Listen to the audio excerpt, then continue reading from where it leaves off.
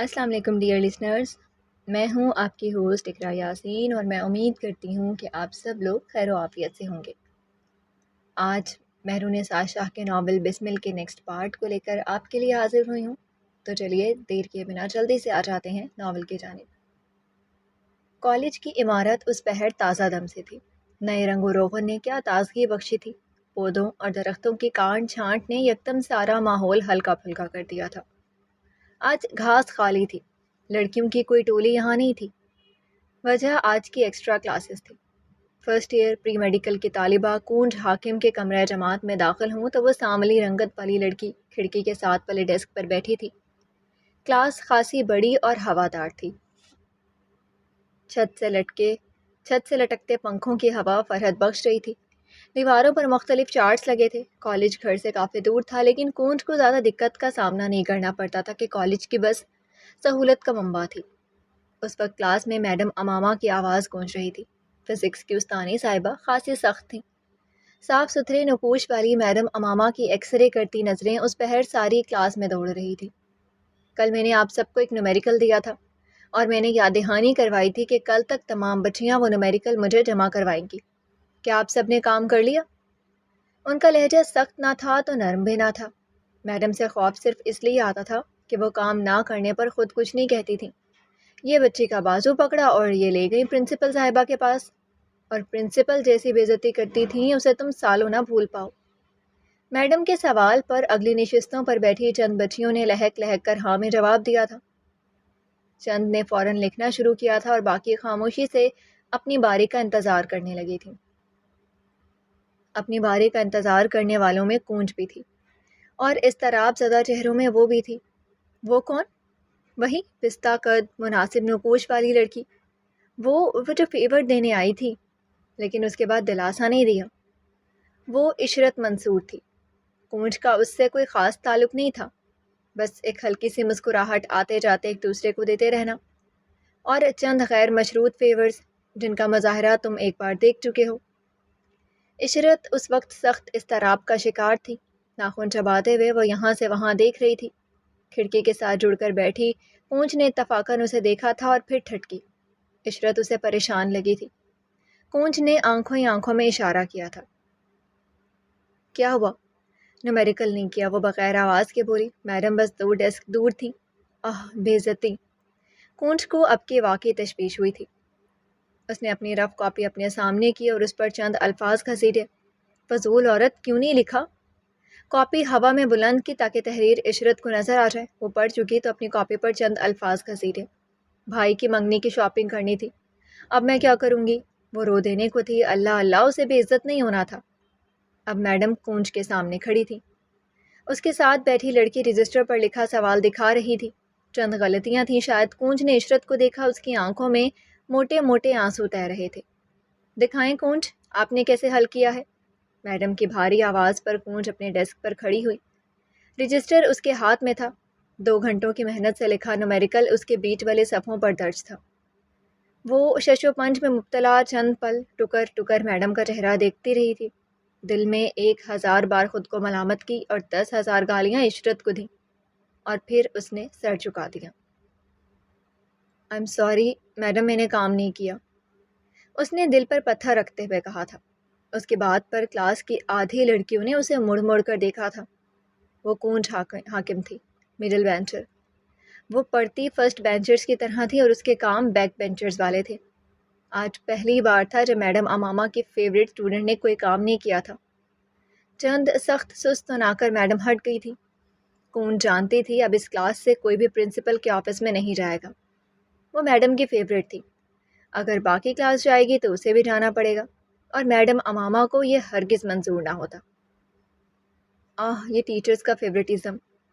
آج آپ سب کو معاف کر رہی ہوں، لیکن کل کوئی بہانہ نہیں چلے گا، میڈم واپس بورڈ کی طرف جاتے ہوئے کہہ رہی تھی۔ کونج نے 1000 دفعہ خود پر لعنت بھیجی تھی، ساتھ ہی مڑ کر اپنے دائیں جانب والی ڈیسک کی طرف دیکھا۔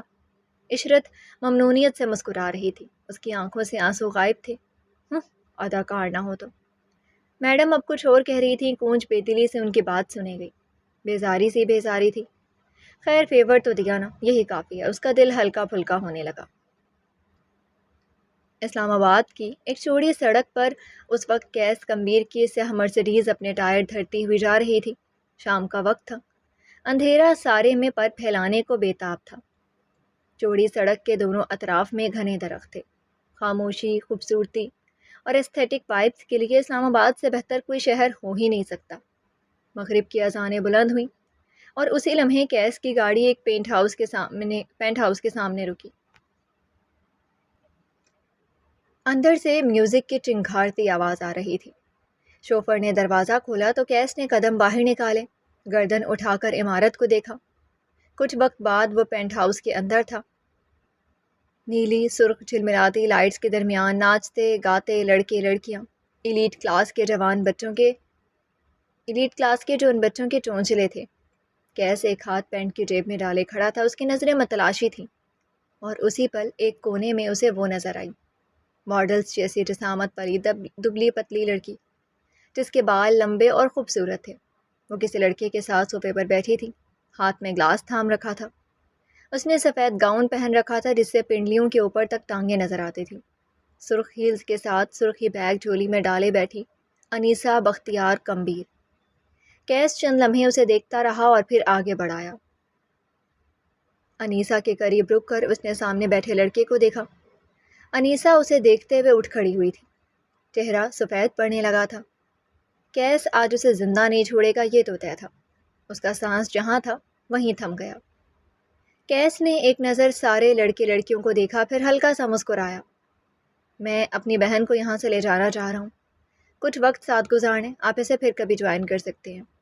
اس کے بعد سنتے ہی سب نے مختلف الفاظ منہ سے نکالے تھے، شائستہ، سوبر، سلیقے دار۔ اس نے شل کھڑی انیسہ کا ہاتھ اپنے بازو میں ڈالا اور مسکراتے ہوئے باہر نکل گیا۔ کئی لڑکیوں نے اسے رشک سے دیکھا تھا۔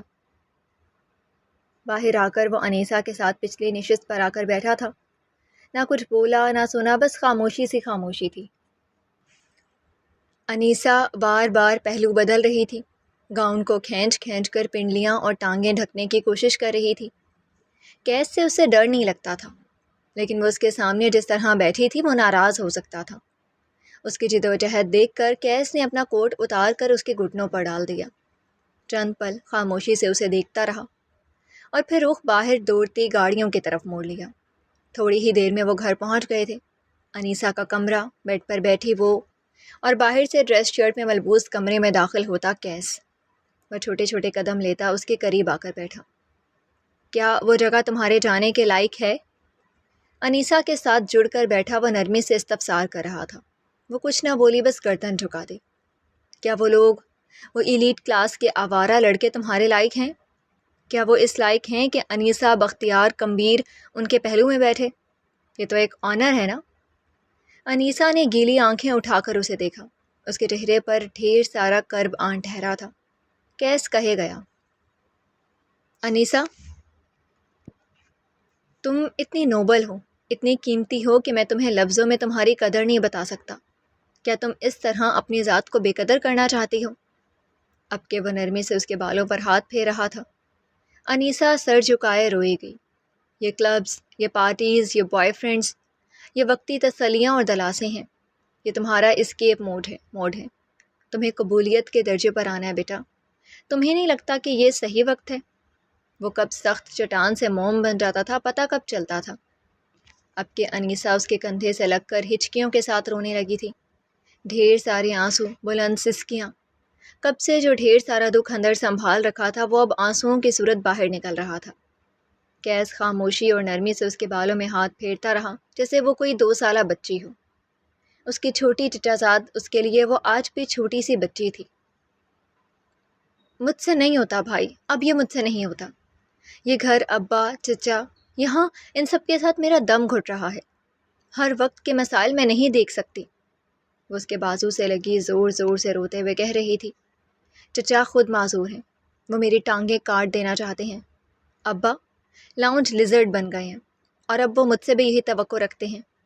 اس گھر میں کوئی قبول کرتا ہی نہیں کہ چند سال پہلے ایک طوفان آیا تھا اور ہمارا سب کچھ بہا کر لے گیا۔ کوئی ماننے کو تیار ہی نہیں کہ وہ کٹے ہوئے دھڑ اب جڑ کر سالم انسان نہیں بنیں گے۔ وہ اپنی روح میں کہی گئی تھی، جبکہ کیس کے دل کو یہاں دھکا سا لگا تھا۔ اس کے بابا، اس کے عظیم بابا اب کبھی اس کے سامنے کھڑے نہیں ہوں گے۔ اس کا دل ایک پل کو رکا تھا۔ چچا چاہتے ہیں کہ وہ مجھے ان کی پسند کے لڑکے سے باندھ دیں۔ ان کو قبول کرنا چاہیے کہ اب وہ ایک معذور مرد ہیں اور میں ٹانگوں پر کھڑی لڑکی۔ ان کا مستقبل ویل چیئر ہے اور میرا مستقبل ریس۔ کیوں وہ میرے پیروں میں زنجیر باندھ رہے ہیں؟ کیوں وہ قبول نہیں کر لیتے کہ میں اپنی مرضی سے شادی کروں گی، اپنی مرضی کے گھر میں رہوں گی؟ کیوں کیس کیوں؟ وہ ہچکیاں لینے لگی تھی، اس کا سارا جسم بری طرح کانپ رہا تھا، چہرہ سرخ ہو رہا تھا، چینخ چینخ کر گلا بیٹھ رہا تھا۔ آپ مجھے سمجھیں بھائی، آپ ہی سمجھ سکتے ہیں، میں ابا اور چچا کی مرضی سے شادی نہیں کرنا چاہتی۔ میں سرے سے شادی ہی نہیں کرنا چاہتی۔ مجھے بس یہاں سے، اس گھر سے دور بھیج دیں، کسی نئے ملک، کسی نئی جگہ، خدا کے لیے مجھے اس ہانٹڈ ہاؤس سے باہر نکالیں جہاں ہر ایک ایک سے بڑھ کر ایک بڑی بلا ہے۔ میں ان سب کے درمیان نہیں رہ سکتی، میں مر جاؤں گی بھائی۔ اس کے آنسو متواتر بہے گئے، لیکن اب وہ خاموش ہو چکی تھی۔ شاید گلا تھک گیا تھا یا پھر شاید گیلا کرتے کرتے تھک گئی تھی۔ کیس چند پل خاموشی سے اس کے پاس بیٹھا رہا۔ انیسہ بس سسک رہی تھی۔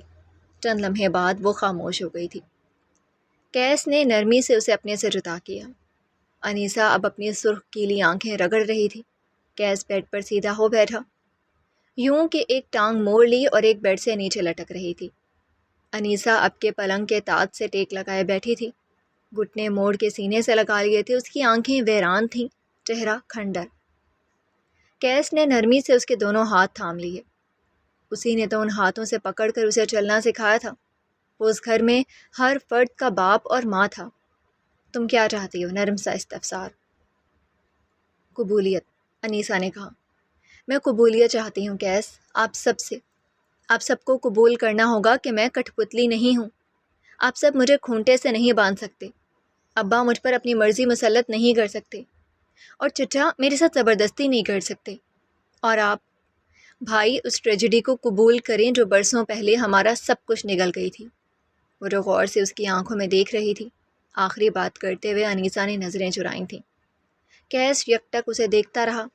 یہ بچی تھی جسے ہاتھوں سے پالا تھا، یہ اتنی بڑی کب ہو گئی؟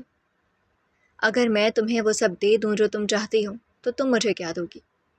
کیس نے اس کے ہاتھ چھوڑے اور بازو سینے پر لپیٹ لیے۔ جو آپ مانگے، میں تم سے وہی مانگوں گا جو تم نے مجھ سے مانگا ہے۔ کیسے قبولیت؟ وہ حیران ہوئی۔ کیس کی آنکھیں اب کے مختلف ہوئی تھیں، شفاف اور سرد۔ تمہیں قبول کرنا ہوگا کہ وہ لاؤنج لیزرڈ تمہارا باپ ہے، اور اب وہ ساری زندگی اسی طرح رہے گا، حاکم اور دقیانوس۔ اس کی آواز میں کچھ تھا کہ انیسہ ٹھہر گئی۔ وہ معذور آدمی ہمارے گھر کا بڑا ہے۔ میں 32 سال کا ہو کر بھی اس معذور انسان کے سامنے مکمل طور پر کھڑا نہیں ہوتا۔ تمہیں بھی نہیں ہونے دوں گا، یاد رکھنا، اس نے جتایا۔